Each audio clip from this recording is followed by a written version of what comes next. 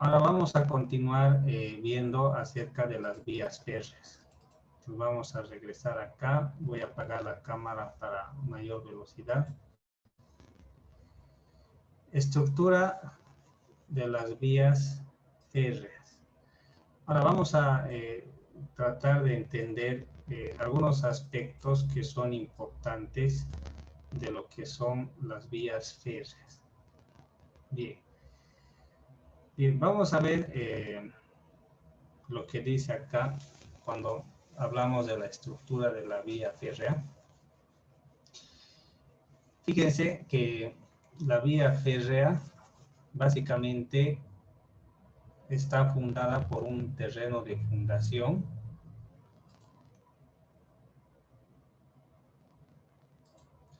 ¿Sí?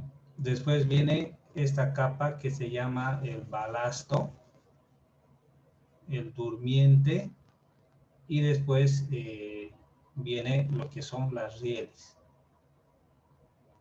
Ya habíamos hablado un poco acerca de esto, pero ahora vamos a poder ampliar un poco más esto. Bien, hablaremos acerca del balasto. A ver, toda esta parte, a ver, léelo, Nelson, por favor, Guaita.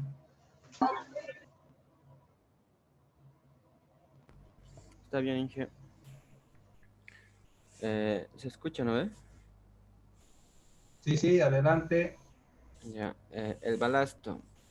El balasto es la capa de piedra partida que se tiene sobre la explanación o plataforma y sirve de asiento a los durmientes.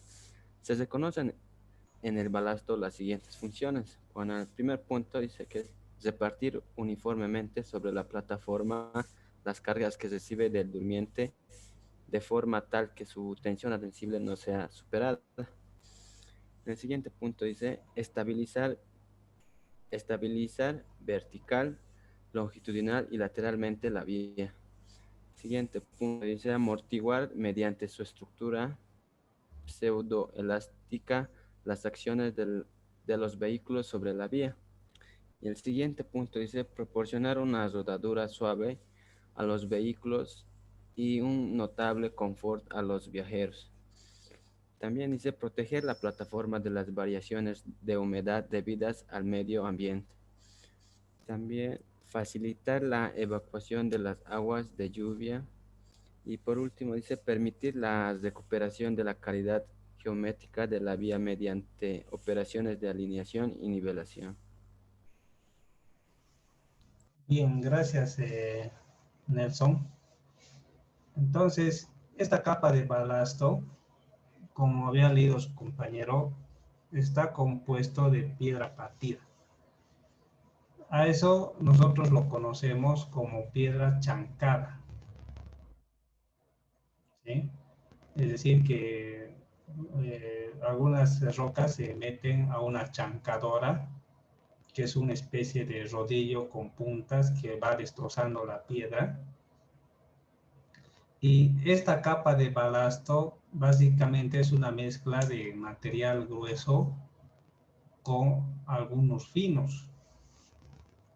El principal objetivo está aquí: repartir uniformemente sobre la plataforma las cargas que recibe el durmiente. Entonces, el durmiente se refiere a este elemento donde se apoyan las rieles. Entonces, las rieles transmiten la carga al durmiente y el durmiente al balasto. Entonces, es repartir uniformemente la plataforma. Sobre la plataforma las cargas. La idea sería que cuando, más o menos como cuando una persona se sube a un techo de calamina. Entonces, si quiere caminar sobre este techo sin lastimarlo, algunos ponen una tabla y se paran encima de la tabla. Entonces, la tabla transmite su peso de forma uniforme a la calamina, porque si uno solamente camina sin tabla, corre el riesgo de hundir la calamina y deformarla irreversiblemente. Otra función importante es proteger la plataforma de las variaciones de humedad debidas al medio ambiente. La humedad se encuentra debajo del suelo. Entonces, esta podría subir por capilaridad y dañar y oxidar las rieles, o hasta dañar el durmiente. Pero al tener un material grueso y una granulometría adecuada, la capilaridad no sube mucho, sino que sube un poco, luego se queda ahí y mantiene secos y estables del medio ambiente al durmiente y a las rieles. Básicamente, esas son las funciones principales. También mantiene alejadas las aguas de lluvia a fin de que no puedan dañar este paquete estructural. Bien.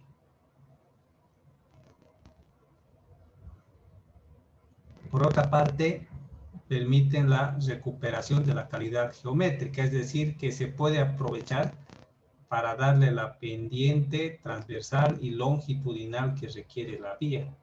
Porque no siempre el terreno de fundación tiene la forma que uno está buscando, sino que tiene depresiones, subidas, pero esta capa de balasto va haciendo de que sea uniforme y se pueda mantener una misma pendiente longitudinal y también transversal donde se requiere.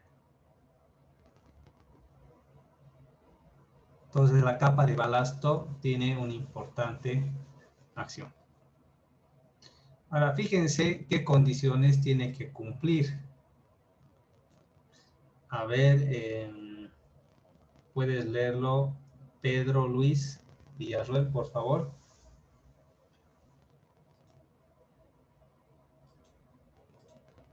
¿Está bien, hijo? ¿Te escucha?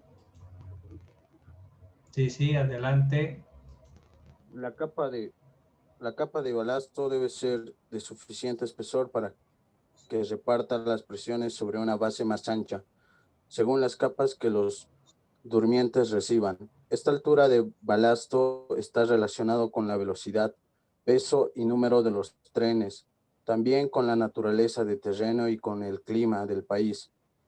La altura, el balasto varía de 30 a 50 centímetros por debajo de las durmientes. Debe ser las piedras de arista viva, pues los cantos rodados no sujetan tanto a los durmientes. No deben ser las piedras muy pequeñas, porque entre ellas quedaría poco espacio para el drenaje y además se perderían y desgastarían más fácilmente. Ni ser muy grandes, pues se reduciría aristas al apoyo del durmiente y se dificultaría el bateado. Un tamaño de 3 a 6 centímetros es recomendable. Se comprende la conveniencia de la regularidad de los tamaños, de la uniformidad de las dimensiones. Las piedras deben ser de roca dura, que se oponga a quebraduras y desgastes, porfido, basalto, cuarcita, caliza y granito. Bien, gracias Pedro por tu lectura. Entonces el balasto tiene un espesor entre 30 a 50 centímetros. ¿Sí? Entonces tiene que ver también con el tipo de tren y la velocidad del cual va a circular. Estas rocas trituradas tienen que ser de arista viva, es decir, que tienen que tener ángulo, no tienen que tener las puntas redondeadas, sino que es roca triturada que tienen puntas con el objetivo de que las rocas cuando se encuentren unas con otras exista un trabazón y las rocas mismas empiecen a trabajar mecánicamente a este trabazón y se logre cierta acritud. Es decir, que los cantos redondeados tienden a resbalar unos con otros, pero la roca triturada que tiene arista viva, que no es redondeada, sino son puntiagudas y agudas, tienden a trancarse entre ellas lo que logra una capacidad importante. No deben ser piedras muy pequeñas, porque si es una piedra muy pequeña, eso podría dar lugar al ascenso capilar. Entonces, por lo general, se tiene un tamaño de 3 a 6 centímetros. Y también tiene cierta uniformidad. En vez de gradación, cuando hablamos de gradación, nos referimos de tamaños grandes a tamaños pequeños. Ustedes en suelos han debido ver lo que es el coeficiente de gradación. Se refiere a que si el juego de tamaños está completo de las partículas de un suelo. Pero cuando hablamos de uniformidad, nos referimos a qué tan similares son los tamaños de las partículas en una muestra de suelo. Aquí lo que queremos es de que las partículas sean casi iguales todas. Y eso ayuda bastante al asunto de la capilaridad. Entonces, cuando tenemos tamaños uniformes y con poca gradación, hay menos probabilidad de que exista ascenso capilar. Porque las partículas pequeñas, finas como la arena o incluso la arcilla, tienen una cantidad de vacíos. Es decir, que al chocar unas a otras dejan pequeños espacios vacíos que pueden ser muy pequeños y eso forma una red de canales que puede dar lugar al ascenso capilar. En cambio, si tenemos espacios grandes, entonces el ascenso capilar es poco probable. ¿Sí? Bien, generalmente estas tienen que ser de roca dura. Hay un análisis que se llama la máquina de Los Ángeles que mide la dureza de la roca al desgaste, ¿no? Y generalmente entre las rocas que se eligen está el porfirio, basalto, cuarcita, caliza y el granito. Estas son rocas ígneas, perdón, metamórficas, ¿sí? Basalto es cerca a lo que es la lava, pero está cristalizada, es metamórfica. Lo mismo el porfirio, una roca negra. La cuarcita es blanca, caliza es marrón y el granito es gris, ¿no? Entonces son rocas extremadamente duras. Entonces este tipo de material tiene que estar compuesto lo que es la capa de balasto. Bien, ahora hablemos acerca de los durmientes. Los durmientes son estos elementos que ven acá, que pueden ser metálicos o pueden ser de madera. ¿Sí? Vamos a hablar un poco acerca de esto. Generalmente los durmientes son de madera. Entonces, las maderas que se utilizan para la fabricación de los durmientes son las del quebracho, el cuchi, haya, pino o el eucalipto. Esta madera del cuchi, que es propia de Santa Cruz, es extremadamente dura, a lo mismo que el quebracho, mientras que el pino y el eucalipto son más suaves. ¿Sí? Y el haya es una madera intermedia. Entonces, estos durmientes, si se fijan, se colocan secuencialmente y las rieles van agarradas ahí. ¿Sí?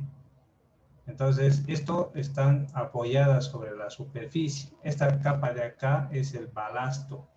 Fíjense, es un material granular y está apoyado el durmiente sobre el balasto. Bien. Esta distancia entre los durmientes es variable. Puede reducirse o como aumentarse dependiendo de la capacidad que tenga la vía de soportar carga. Bien, hablemos acerca del riel. A ver, esta parte puedes leerlo, Freddy Josmar, por favor.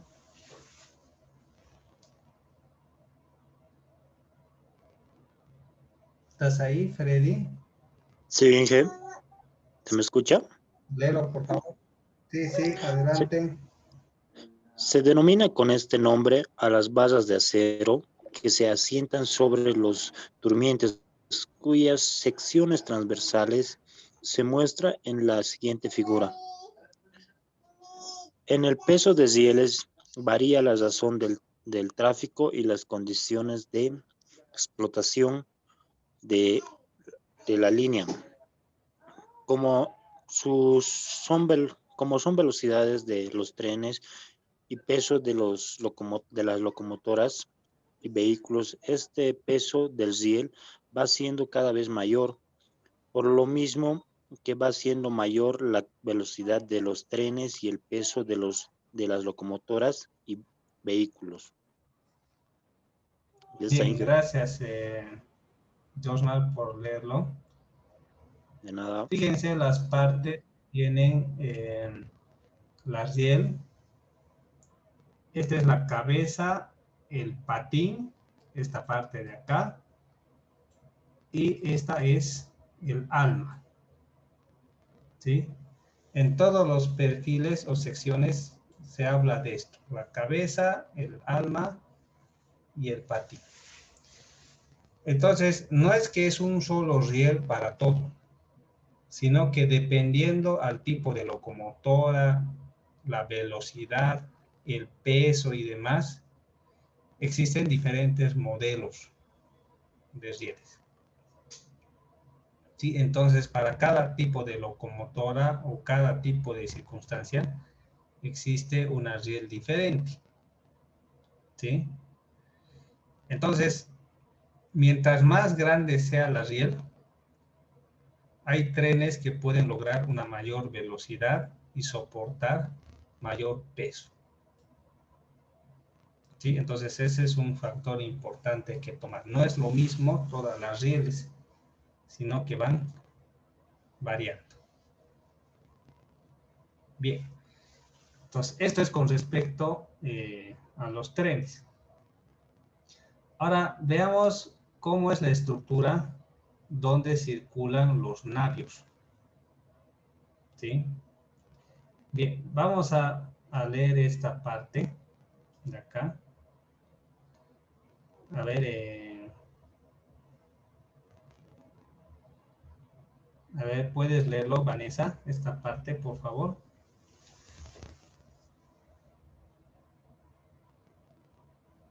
¿Me escuchan, Inge? Sí, adelante, Vanessa. Está bien. Las vías acuáticas naturales como lagos, mares y ríos sirven a veces tal como las dispuso la naturaleza.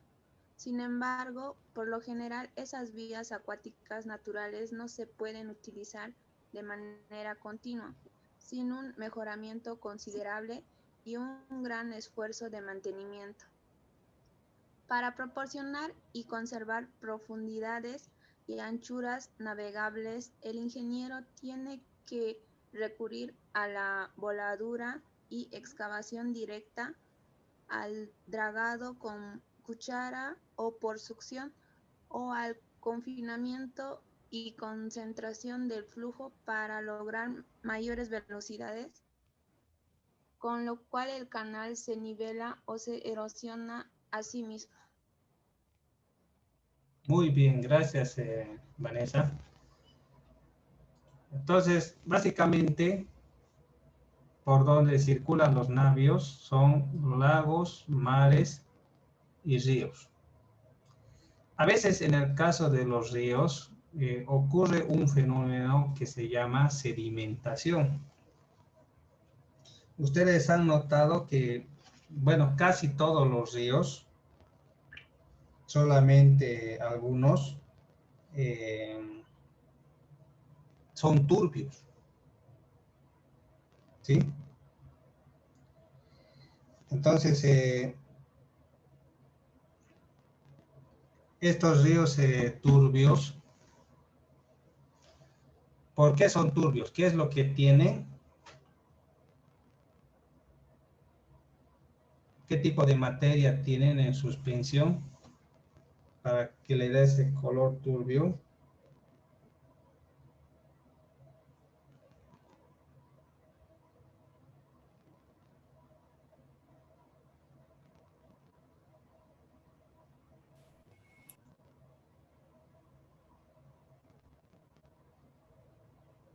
es material más pequeño que la arcilla.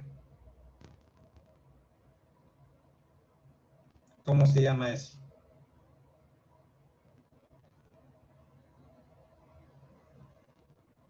Limo.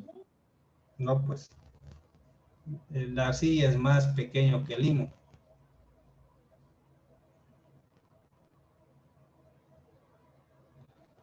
¿Saben, jóvenes? Se llama materia coloidal. ¿Sí? ¿Han escuchado hablar sobre la materia coloidal? No.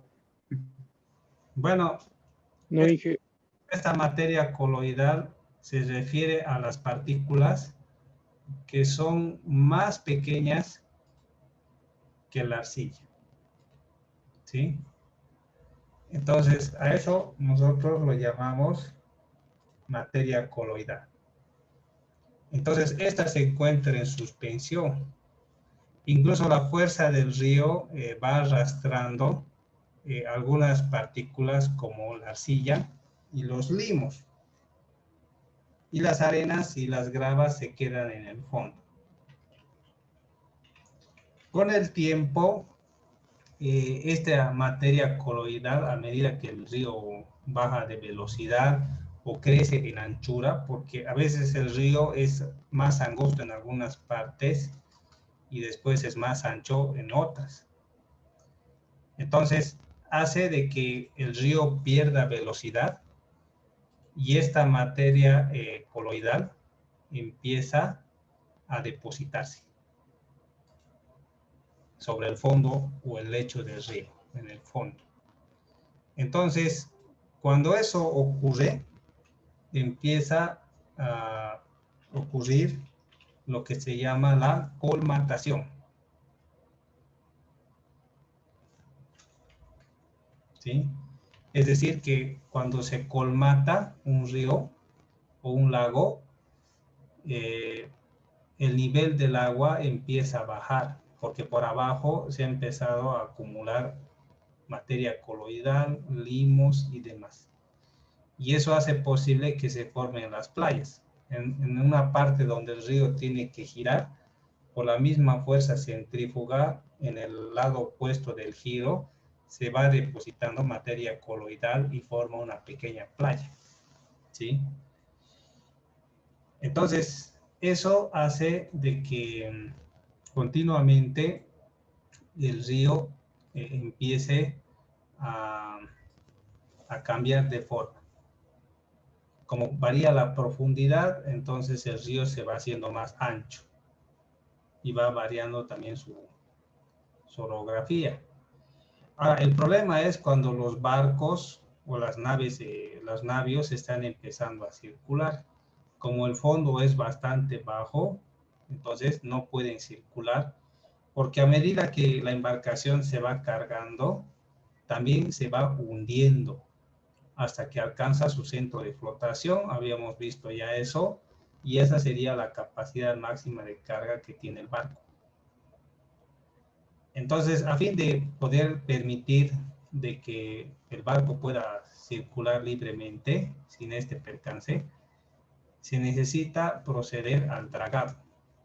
Entonces, el dragado se refiere a quitar esa materia coloidal, ese material fino que se ha depositado en el fondo, a fin de conseguir una mayor profundidad. O sencillamente lo que hacen algunos es cavan un canal interno y el mismo río por erosión va socavando en base al canal que se ha abierto. Entonces hay algunas técnicas que van a ver en la materia de hidráulica 2, si es que la toman alguna vez, donde se puede conseguir una mayor profundidad o un mayor ancho o redireccionar un río simplemente haciendo algunas excavaciones aguas arriba y aguas abajo en un río. ¿Sí? Entonces todo eso es posible, jóvenes. ¿Sí? Bien. Entonces eso es con respecto a las vías acuáticas, ¿no? Entonces, conservar profundidades y anchuras navegables. Bien.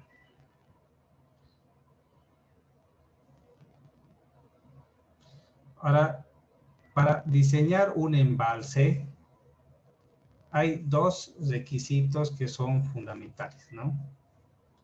Se debe prever el paso del torrente sin aumentar la altura del nivel del agua embalsada.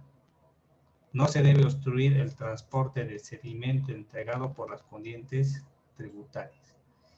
Esto es bien importante porque si tú impides el sedimento que está siendo transportado por las corrientes, vas a conseguir una colmatación muy rápida. Es decir, que los sedimentos, al no poder pasar, se van a decantar donde se quedaron, y eso va a hacer de que el embalse empiece a reducir de profundidad y empiece a crecer a los lados y puede ocasionar algunos problemas.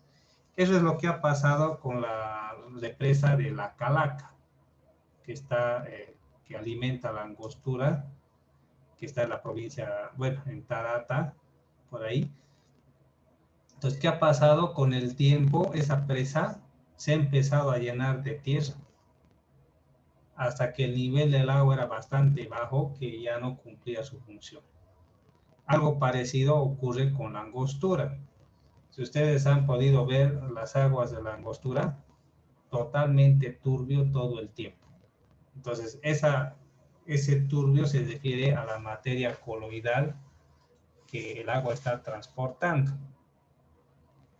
Entonces, el asunto es de que si esa materia coloidal se retiene, entonces con el tiempo se decanta, ¿sí? Entonces se decanta y eso hace de que el embalse pierda profundidad.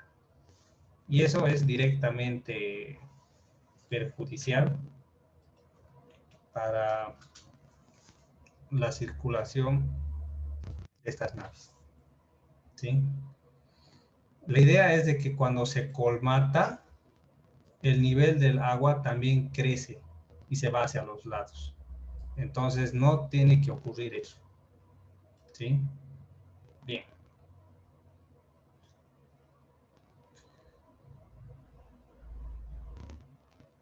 Bueno, esto no es importante.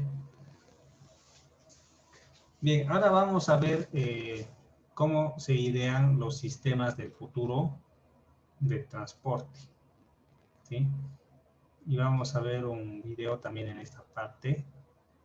A ver, esta parte, puedes leerlo. A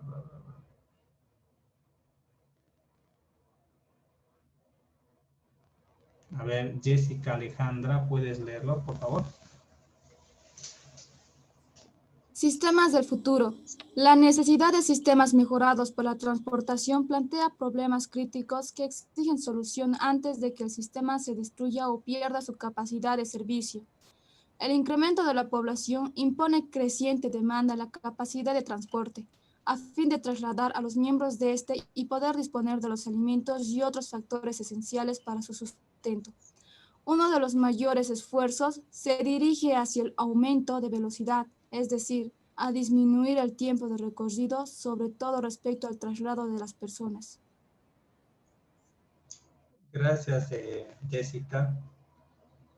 Entonces, el problema o el asunto de la transportación está relacionado al aumento de la población.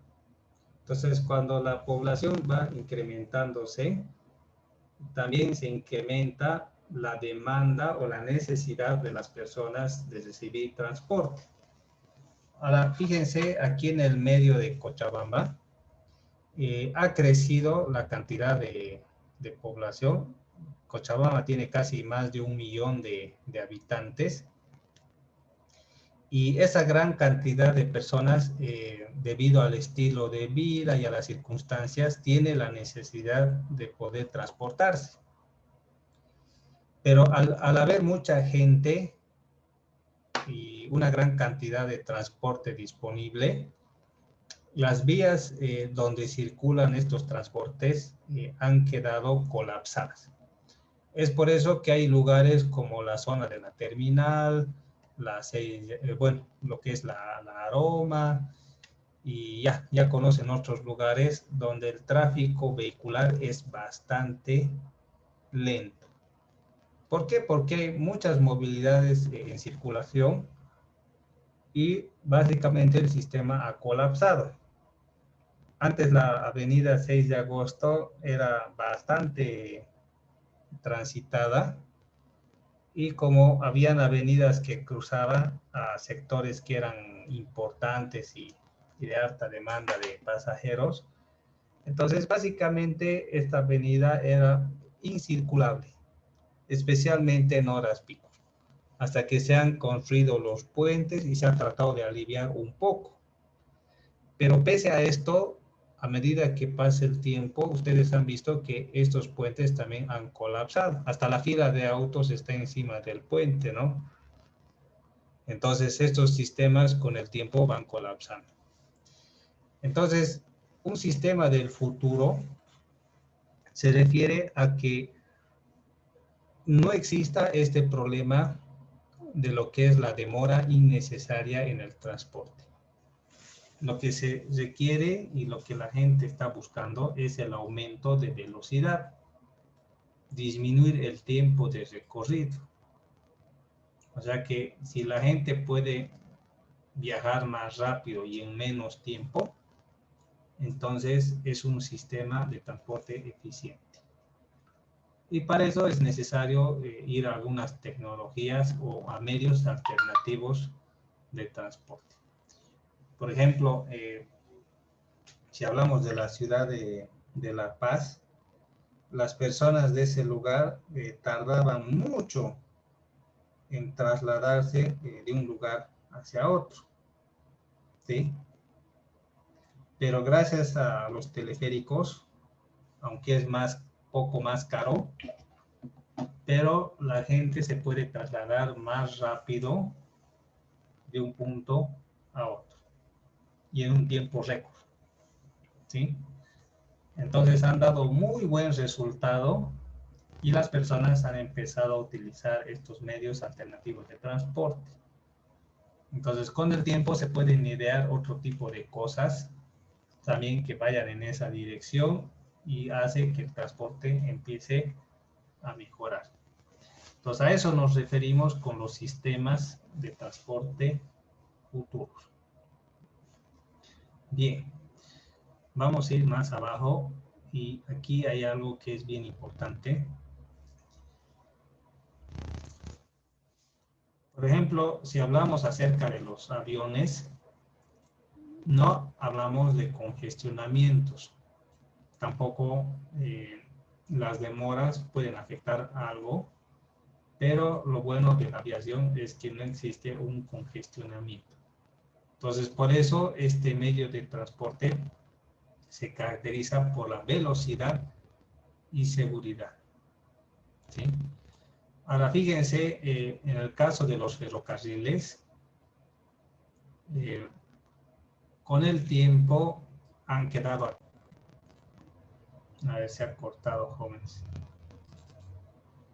Bueno, en el caso de los ferrocarriles, se han quedado limitados y hemos visto en la anterior clase un video donde en otros países se han logrado mejorar y hasta se han llegado a alcanzar velocidades de casi 200 kilómetros por hora, ¿sí?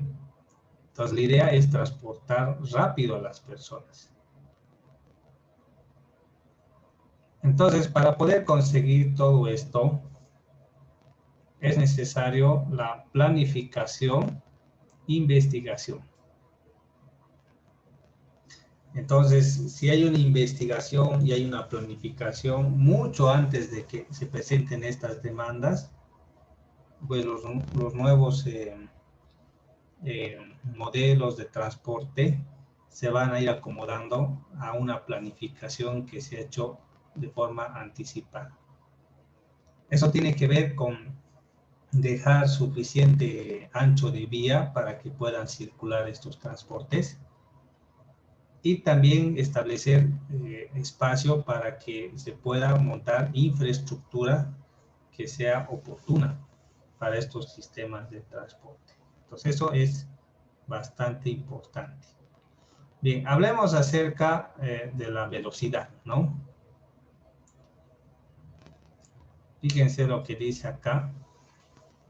A ver, léelo. A ver, Marcos, si les puedes leer esa parte. Velocidad. Sí, uno de los objetos principales consiste en disminuir el tiempo de recorrido de puerta a puerta mediante la transportación terrestre a gran velocidad hasta el punto en que pueda competir con el viaje por aire más el recorrido por tierra. Bien. Entonces, ahorita algo futuro que se trata es lograr de que el recorrido por tierra sea de gran velocidad.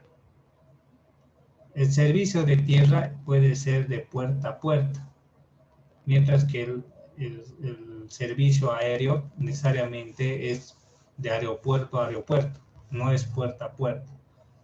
Pero una idea futurista es de que esta transportación de puerta a puerta de forma terrestre pueda efectuarse a gran velocidad. Otro aspecto que es importante es la accesibilidad. A ver, esta parte, léelo. María Iris, ¿puedes leerlo, por favor?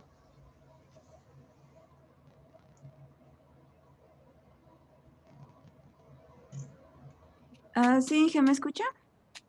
Sí, adelante, Iris. Accesibilidad. En materia de transporte urbano, la flexibilidad de la ruta es más significativa que la velocidad. Hará falta tener accesibilidad al uso de suelo en desarrollo. Los dispositivos de modalidades múltiples, un automóvil compatible con los recursos de energía y ambientales, o una combinación de los dos puede ser la respuesta. Muy bien. Entonces, cuando hablamos de accesibilidad, nos referimos al uso de suelo. Por ejemplo, ustedes han debido notar que cuando se está construyendo este tren metropolitano, hay una línea que va hacia la zona sur. Entonces se ha elegido la vía del tren para que se pueda dirigir por ese lado. Entonces no ha habido ningún inconveniente. Pero cuando se ha hecho esto en la zona este, en la zona oeste mejor, la ruta de la zona oeste, no hay una ruta ferroviaria en ese lugar. Así que originalmente se ha trazado una ruta, el cual ha generado muchos conflictos, porque eso implicaba derribar árboles, quitar ciertas áreas verdes y cosas por el estilo, lo cual los vecinos de estas zonas no han estado de acuerdo y han impedido la construcción de esta línea en la zona oeste. Entonces, ¿qué ha pasado? No se ha planificado y no se ha hecho accesible esta planificación para sistemas de transporte futuros que puedan ayudar a la demanda que pudiera existir en el futuro. Entonces, no se ha hecho esto, no se ha planificado, no se ha dejado espacios, no se ha hecho una buena distribución del suelo. Así que cuando se ha tratado de construir esta línea oeste por la parte de algunas áreas verdes y lugares, pues la gente no lo ha permitido, ¿no? Y se ha truncado ese proyecto. Entonces, cuando hablamos de accesibilidad, estamos pensando en el futuro, a cómo se va a utilizar el suelo a fin de poder satisfacer esas necesidades futuras de nuevos sistemas de transporte que iban a surgir. Porque hace 10, 15 años atrás nadie hablaba acerca de un tren metropolitano. Todo era taxi, trufi, micro, ¿no? pero ahora ya hay una nueva opción, tren metropolitano. Pero adaptarlo a nuestro medio está siendo muy difícil porque no hay suficiente espacio como para poder hacer un buen uso del suelo que requiere este medio de transporte. Bien, vamos a ver este otro punto, apoyando un poco lo que habíamos hablado. Uso intensivo del suelo. A ver, Noelia Abasto, ¿puedes leerlo, por favor? Sí, ¿se me escucha? Sí, adelante, Noelia. Ya. El uso intensivo del suelo, identificado con las unidades de vivienda de gran altura, congregadas en áreas pequeñas y atendidas por elevadores eléctricos de gran velocidad. Existirían mejores servicios por si un sistema de tipo de Bien, tránsito gracias. masivo.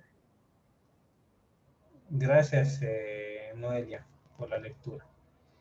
Eso se refiere a aprovechar los espacios que se disponen. Si hay un espacio disponible que no se puede utilizarlo en sentido horizontal, podría utilizárselo en sentido vertical. Ahí habla acerca de elevadores eléctricos. Si solamente hay un espacio, se puede utilizar la parte de arriba y la parte de abajo. Entonces, tiene mucho que ver con cómo se utiliza el suelo y cómo tiene que utilizarse de forma más eficiente la cantidad de suelo que esté disponible por el momento. Entonces, es un factor que se tiene que tratar de aprovechar. Y para eso se requiere planificación y bastante trabajo para poder ver cómo más se puede aprovechar.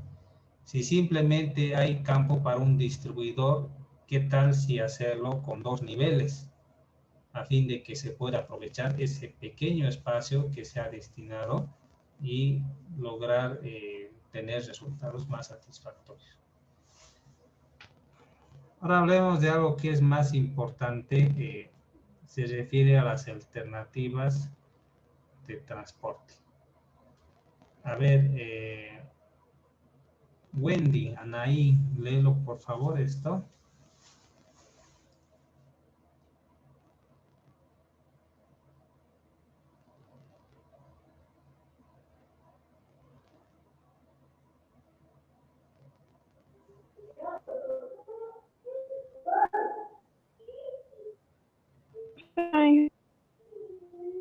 Sí, léelo por favor.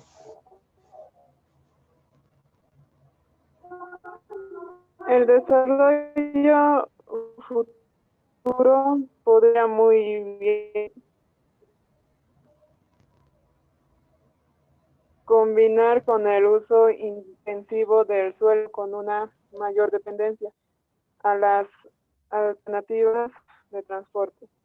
La televisión y el internet son ejemplos claros, proporcionan distracción en muy varias formas. Lo mismo que oportunidades educativas, los nuevos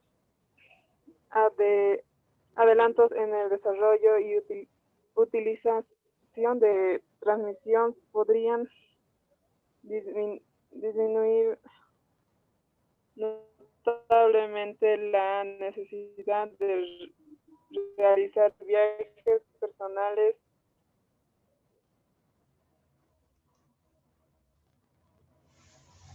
Bien, gracias Wendy por la lectura. Estas alternativas se describen bien aquí abajo, donde se pueden utilizar otras alternativas a fin de disminuir la necesidad de realizar viajes personales o de compra. Con este asunto del internet, no hay necesidad de que nos encontremos en la universidad. Podemos pasar clases y están pasando clases de forma virtual. Pueden enviar cartas o información y demás a personas que se encuentran en otros países. Entonces no hay necesidad de ir ni al correo para dejar una carta. Y hasta se pueden hacer compras donde hay personal que te trae las cosas compradas a casa. Entonces, eso disminuye bastante el transporte, ¿sí? Entonces, es una alternativa que puede disminuir. Entonces, si se consigue hacer esto y la gente no tiene tanta necesidad de salir, sino de hacer viajes más oportunos y necesarios, entonces podríamos evitar congestionamiento vehicular, accidentes vehiculares, invertir incluso dinero en poder solucionar problemas de congestionamiento con otro tipo de obras civiles. Entonces, básicamente esto se refiere a aprovechar todas las oportunidades que podrían estar disponibles. Bien, ahora hablemos algo que va de acuerdo a nuestra realidad, ¿no? Mejoras a corto plazo. A ver, Pablo Ferrer, por favor.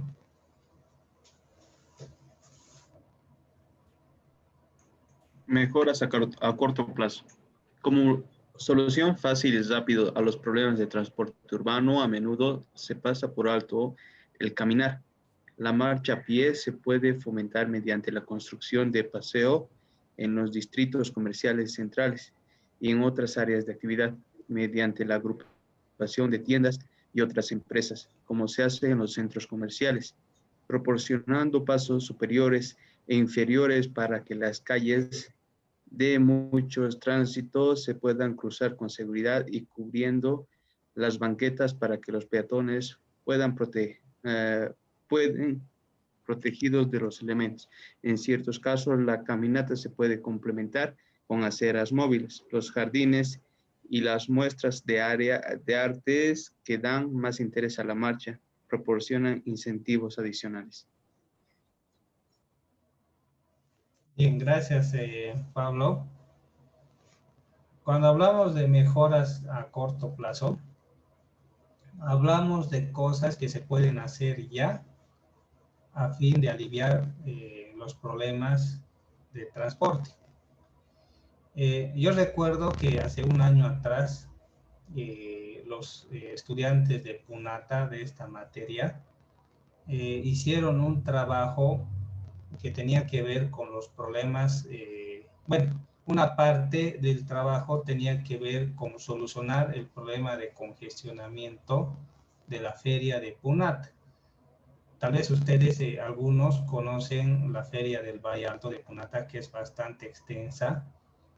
Y cuando ocurre la feria hay un problema de congestionamiento terrible, porque no solamente autos particulares entran, sino que empiezan a trabajar varias líneas de transporte a varios lugares. O sea, hay gente que se mueve de varias comunidades y pueblos a la feria, ida y vuelta, ¿no? Entonces aparecen líneas que por lo general no hay, que solamente funcionan los días de feria. Entonces hay un caos vehicular terrible que va empeorando. Entonces se hizo un análisis y la idea era proponer algunas soluciones prácticas al caos vehicular. Algunos ubicaron áreas verdes donde se podría construir un mercado, se podría reglamentar algunas vías de acceso, ordenar a los comerciantes y cosas así. Entonces, a eso se refiere con lo que hablamos de mejoras a corto plazo. Cosas que se podrían hacer ya a fin de aliviar un poco el problema. ¿Sí? Por ejemplo, aquí menciona que en los centros comerciales se crean, donde cuando hay una zona que es muy comercial, hay todo un edificio de varios pisos donde está destinado al comercio. Así se puede utilizar mejor el ambiente o el espacio y la gente comerciante no está distribuida en todo un área, sino que está ubicada en una sola estructura. Y la gente que también se dedica a comprar también puede acudir a todo en una sola estructura, ¿sí? Entonces, eso es una mejora a corto plazo para aliviar el problema, ¿sí? Bien. También se pueden construir paseos en distritos comerciales como una especie de pasaje, ¿sí? O incluso se puede destinar al tránsito peatonal, poner banquetas, peatones, a fin de que puedan descansar, protegerse de los elementos, fomentar un poco más la caminata o la bicicleta. Por ejemplo, la idea de la ciclovía tenía esa idea de permitir una opción de transporte a las personas. Por ejemplo, si ustedes se fijan, la Blanco Galindo tiene ciclovía en la parte norte y en la parte sur, a lo largo de la Blanco Galindo, ¿no? Y se han hecho también en la zona de Colcapiro, llegando aquí a Coyo, pasajes peatonales a lo largo de la Blanco Galindo. Entonces, la idea es de que la gente pueda aprovechar, circular en bicicleta o a pie y así un poco disminuir el tráfico vehicular.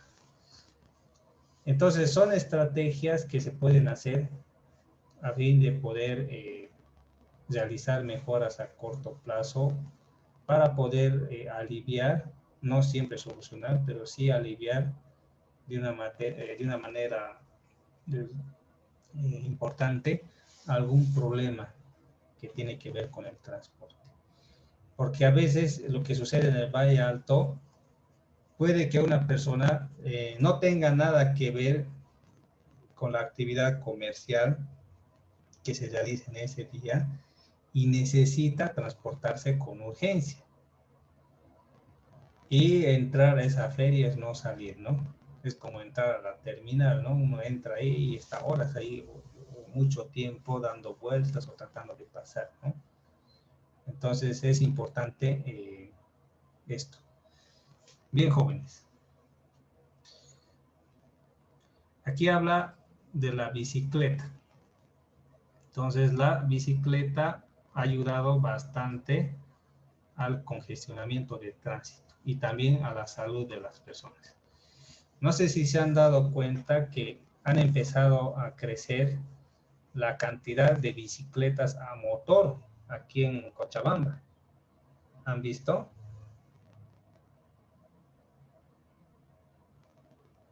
Sí, bastante. Las bicis eléctricas, ¿no?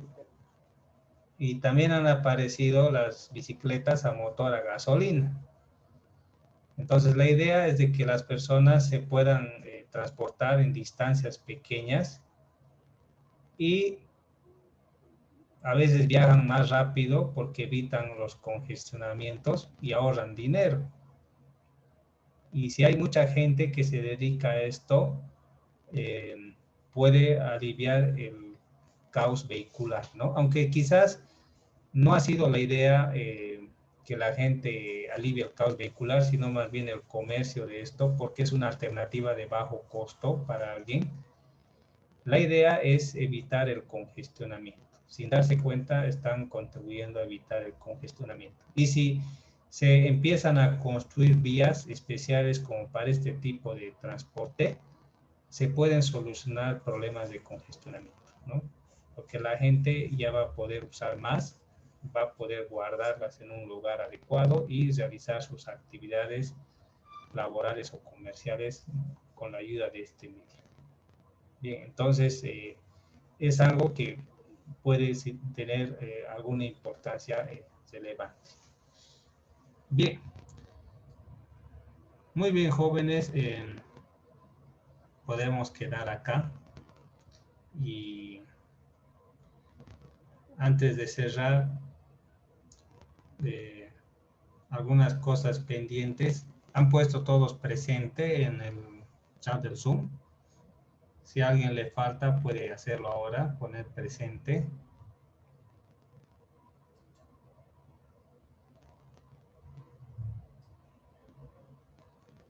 ¿Sí? ¿Alguien más le falta?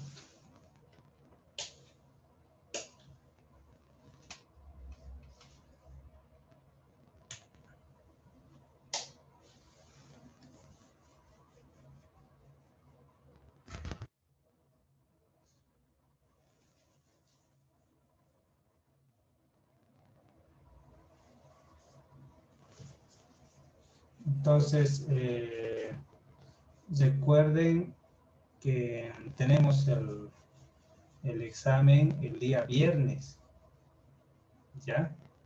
Entonces, esa es la fecha de Classroom. Y además creo que la directora académica ha subido el rol de exámenes para sexto semestre ahí en el grupo, para que ustedes puedan hacer sus planes, ¿sí?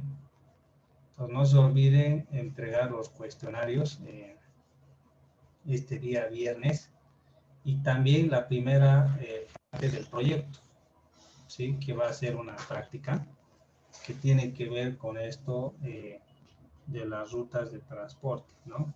De los pueblos. ¿Alguna pregunta, jóvenes? ¿Algo más que aclarar?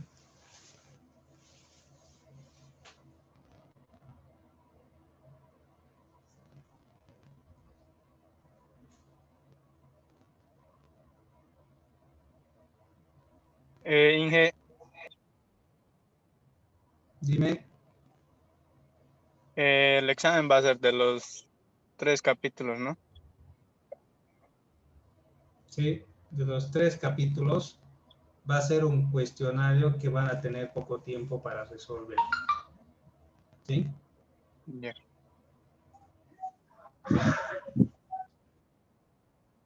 ¿Algo más, jóvenes?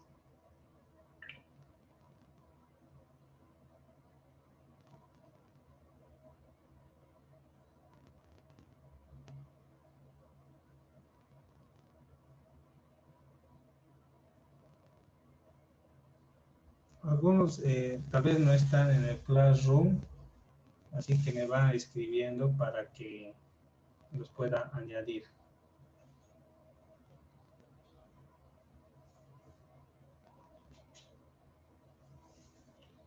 Bien, jóvenes, entonces sacaremos la evidencia. Si pueden prender sus cámaras, por favor.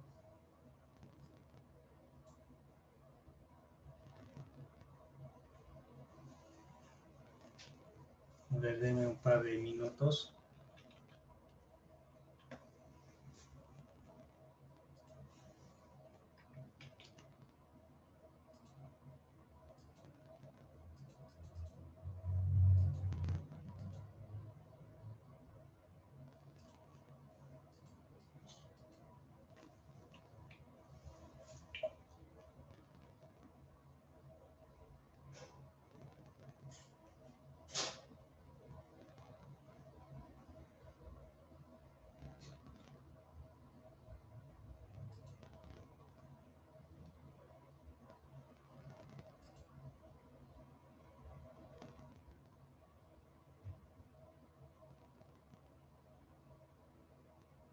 Bien, y está la evidencia. Muy bien, jóvenes, entonces nos veríamos directamente el día viernes, ¿sí? En el examen nos vemos. Hasta luego, Inge.